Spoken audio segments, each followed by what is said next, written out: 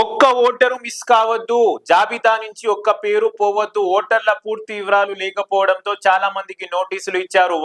వారందరికీ మార్గనిర్దేశం చేయాలి. 3 వరకు సర్లో నిమగ్నం కావాలి. సర్ కమిటీకి కేటీఆర్ దిశానిర్దేశం. హైదరాబాద్ నందినగర్ లోని తన నివాసంలో నిర్వహించిన సమావేశంలో బీఆర్ఎస్ వర్కింగ్ ప్రెసిడెంట్ కేటీఆర్, చిత్రంలో మాజీ మంత్రులు శ్రీనివాస్ గౌడ్, ఎల్ రమణ, కొప్పుల ఈశ్వర్, బాజిరెడ్డి గోవర్ధన్, గాదరి కిషోర్, సతీష్ రెడ్డి పాల్గొన్నారంట.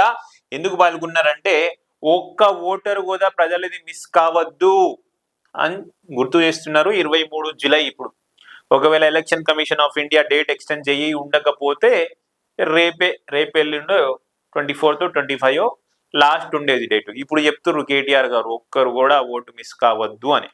సరే, ఎప్పటికైనా చెప్పిర్రు, మంచిదే. అర్హుల పేర్లు ఓటర్ల నుంచి జాబితా నుంచి తొలగిపోకుండా చూడాలని బీఆర్ఎస్ వర్కింగ్ ప్రెసిడెంట్ కె తారక రామారావు పార్టీ శ్రేణులను ఆదేశించారు. పూర్తి వివరాలు అందుబాటులో లేక రాష్ట్రంలో లక్షలాది మంది నోటీసులు జారీ చేసే విభాగంలో చేర్చారని చెప్పారు. అలాంటి ఓటర్లకు నోటీసులు అందిన వెంటనే పార్టీ శ్రేణులు వారికి మార్గనిర్దేశం చేయాలని సూచించారు. హైదరాబాద్ నందినగర్ లోని తన నివాసంలో బుధవారం పార్టీ సర్ కార్యక్రమాల పర్యవేక్షణలో కమిటీతో కేటీఆర్ సమీక్ష నిర్వహించారు.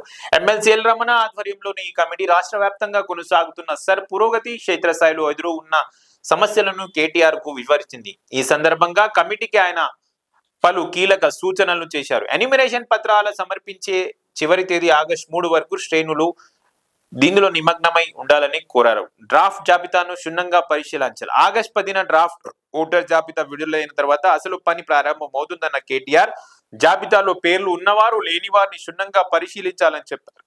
డూప్లికేట్ ఓటర్ల తొలగింపు, అర్హులైన వారి పేర్లు నమోదు కోసం క్లైమ్స్ అండ్ అబ్జెక్షన్స్ ప్రక్రియపై ప్రత్యేక దృష్టి పెట్టాలని సూచించారు.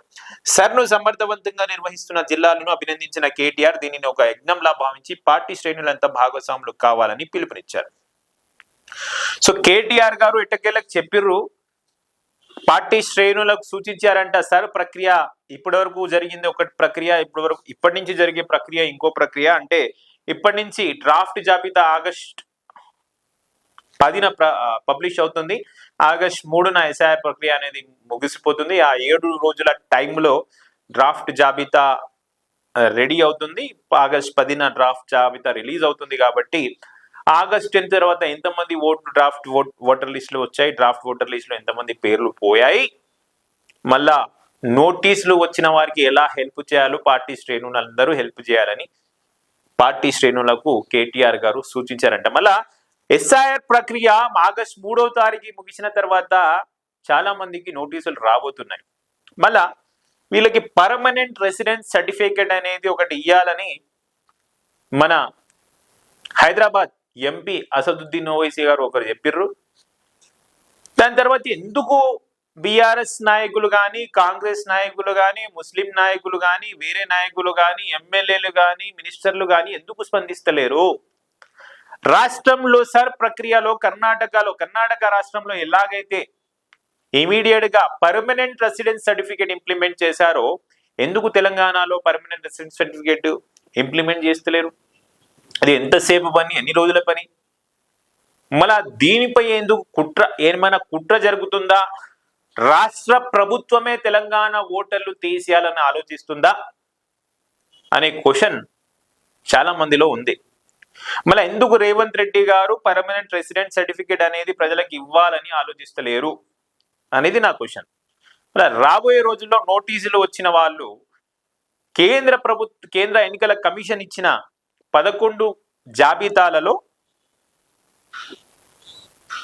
పర్మనెంట్ రెసిడెంట్ సర్టిఫికేట్ అనేది ఒకటి. సో అది మన రాష్ట్రంలో ఇప్పటివరకు ఇంప్లిమెంట్ కాలేదు, ఇవ్వలేదు. అదొకటి ఇస్తే చాలా మంది తిరిగి పేర్లు నోటీసులు వచ్చిన తర్వాత సమాధానం ఇచ్చేటప్పుడు ఆ పర్మనెంట్ రెసిడెంట్ సర్టిఫికేట్ అనేది చూపించి మళ్ళా రీఎంట్రీ చేయించుకోవచ్చు ఆ పేర్లు ఓటర్ లిస్టులా. ఇవన్నీ చేయాలని అసదుద్దీన్ ఓవైసీ గారు, Hyderabad MP MIM chief barrister Asaduddin Owaisi గారు చాలా సార్లు విజ్ఞప్తి చేసినా ఇప్పటివరకు ఇంప్లిమెంటేషన్ అనేది లేదు.